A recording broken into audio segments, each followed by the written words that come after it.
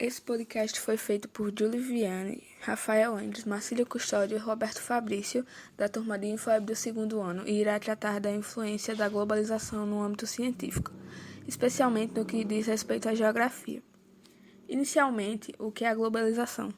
Segundo o autor, pode ser definida como o processo da mundialização das relações econômicas decorrente da terceira revolução industrial, conhecida como Revolução Técnico-Científica.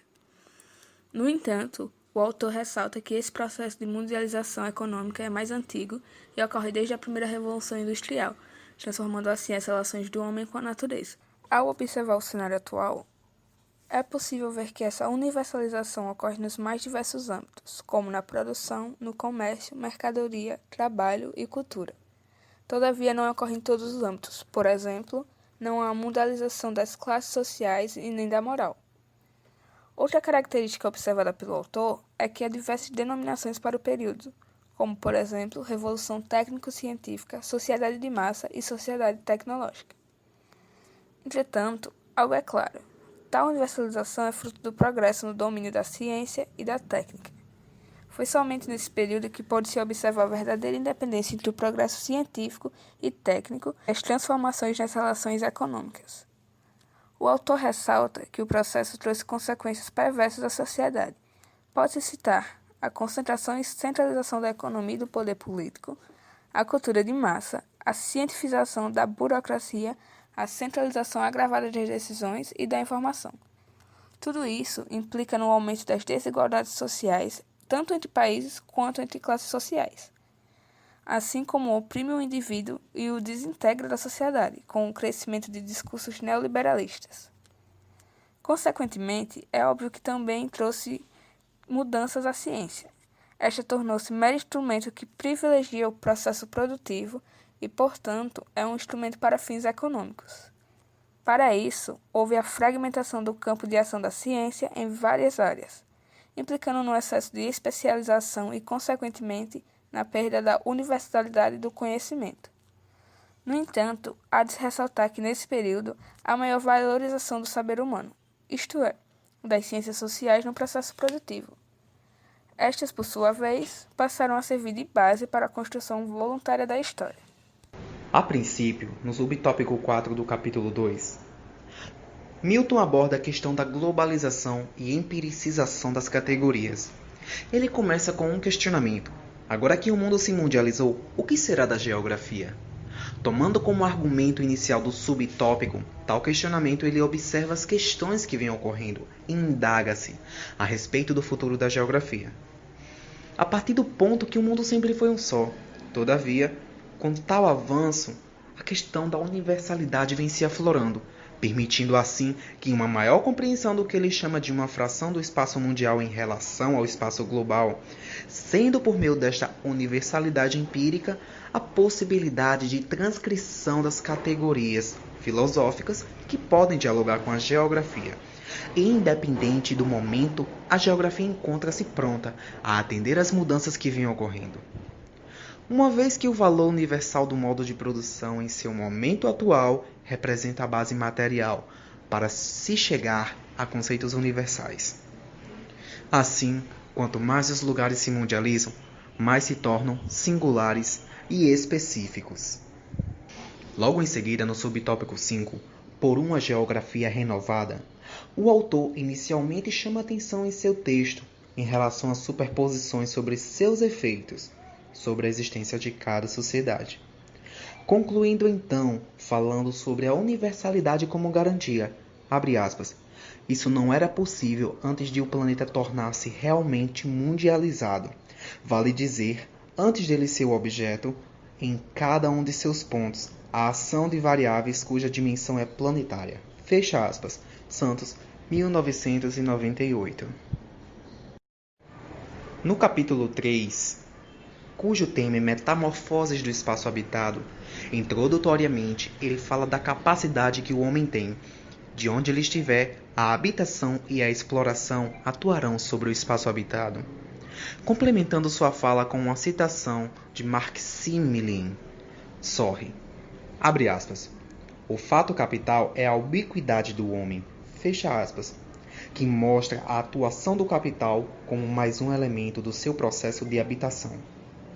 Em seguida, ele mostra que o espaço habitado pode ser abordado por um ponto de vista biológico, como a adaptabilidade do homem, e também por um ponto que vê o ser humano não como um indivíduo isolado, mas um ser social.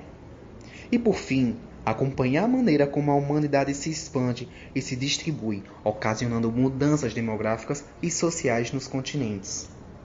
No subtópico 1, a expansão da população, Milton Santos começa dizendo que a população mundial precisou de milênios até encontrar um processo de crescimento sustentado, o que foi se tornando possível com a transladação e adaptação de espécies vegetais e animais de um lugar para outro.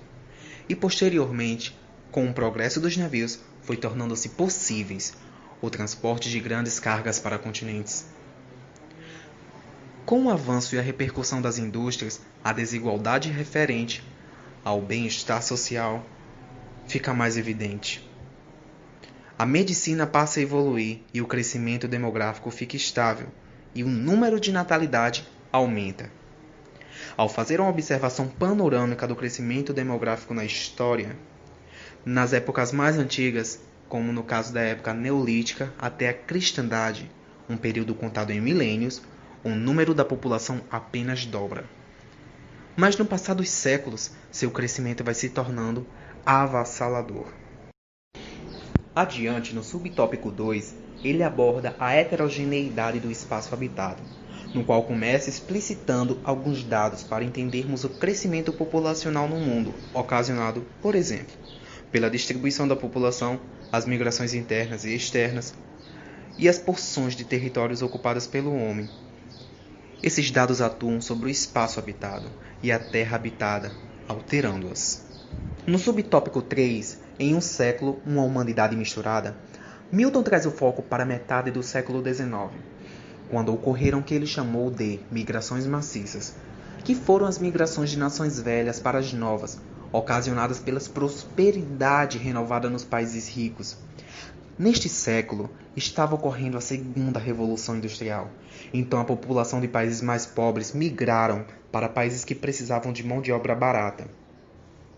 E no subtópico 4, a exploração urbana e metropolitana, para Milton nos países há uma repartição geográfica, e certas regiões podem perder população em benefício de outras. Mas esse movimento é devido à urbanização. Nos países de terceiro mundo, este fenômeno é avassalador.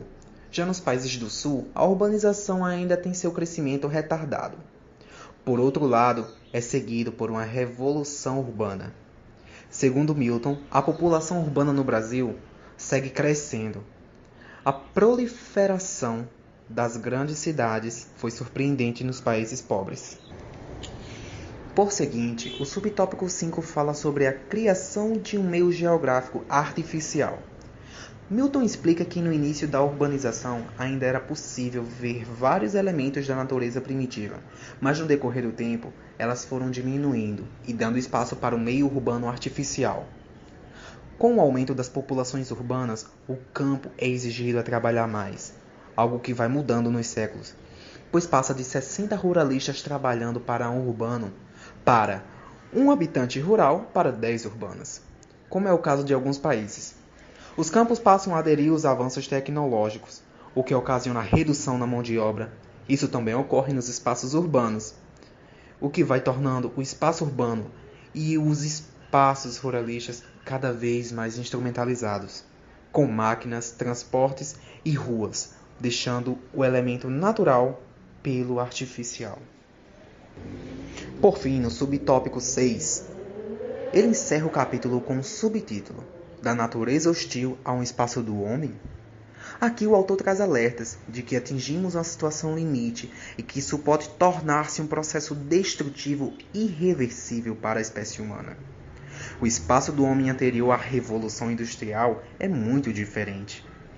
Segundo o autor, para Garrett Eckbo, em seu livro A Paisagem que Vemos, com a Revolução Industrial, a articulação tradicional histórica da comunidade como seu quadro orgânico natural foi substituída por uma vasta anarquia mercantil. Milton finaliza dizendo que o fenômeno se espalha por toda a face da Terra e que isso atinge a totalidade da espécie. E complementa, dizendo que o homem faz o uso do saber científico e das inovações tecnológicas, sem o senso de medida, e que o resultado disso é dramático. Capítulo 4. Categorias tradicionais, categorias atuais. As mudanças que o território vai conhecendo nas formas de sua organização acabam por invalidar os conceitos herdados do passado e a obrigar a renovação das categorias de análise. Damos a seguir alguns exemplos da imperiosidade da substituição de tais conceitos. A região. Estudo regional. Tentar detalhar sua composição social, política, econômica e cultural em fatos concretos, para reconhecer como a área se insere na ordem econômica internacional. A todo momento, o mundo está se organizando, atendendo às demandas do mundo. Todas as mudanças do período técnico-científico devem ser analisadas em conjunto. Circuitos espaciais de produção. Circuitos espaciais. O conceito de região é mais complexo, depende das interrelações. O mundo encontra-se organizado em subespaços articulados dentro de uma lógica global. Fluxos de todos os tipos, intensidades e direções. Especializações produtivas e aumento da circulação. Especializações produtivas. É possível graças ao avanço nos transportes e das comunicações. Possibilidade de troca aumenta cada vez mais. Qualidade dos fluxos. Repercussão não geográfica, com avanço e modernização da agroindústria.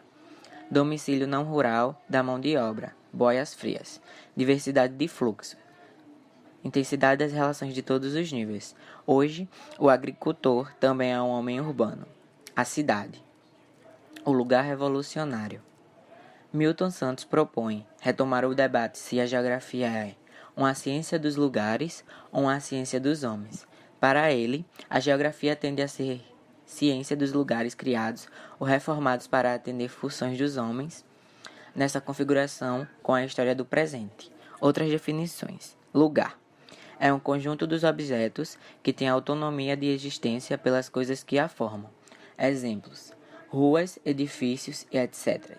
Cidade. Lugar revolucionário. Diferencia-se do campo pelo trabalho livre, feudalismo. Reúne profissões ocultas e a intercâmbio entre elas. É um elemento impulsionador do desenvolvimento e aperfeiçoamento das técnicas. Segundo Marx, o capitalismo aumentou o número de pessoas que habitam as cidades. Novas relações cidade e campo. Relações cidade e campo. Interagem mutuamente após a Revolução Industrial. Quanto mais modernizada a atividade agrícola, mais amplas e longínquas são as suas relações. As cidades não mantêm relações apenas com as cidades mais próximas. Nova hierarquia urbana. Migrações, consequência da falta de mobilidade. Pessoas sem acesso para consumir em locais mais baratos devido à distância. Cidades pequenas que se tornam caras devido à mobilidade perdem habitantes. O presente e a totalidade. O presente. Geografia precisa considerar o lugar, mas também a história das relações dos objetos pelas ações humanas.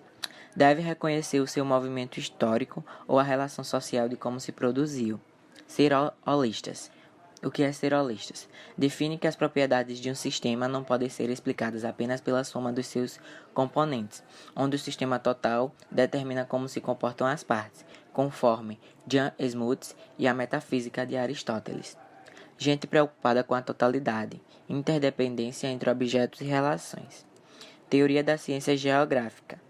Depende dos esforços de entender a generalização, listagem de possibilidades e individualização, indica como cada lugar essas possibilidades se combinam.